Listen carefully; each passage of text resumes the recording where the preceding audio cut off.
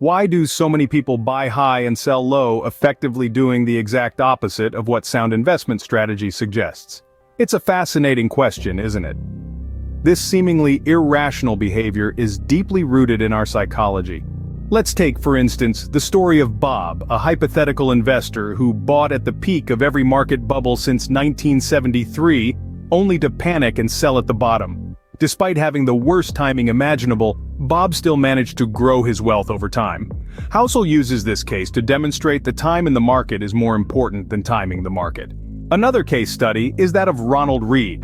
A janitor and gas station attendant, he quietly amassed an $8 million fortune by investing consistently in blue-chip stocks over several decades.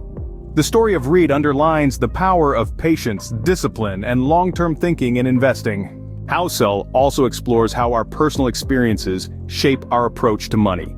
He cites the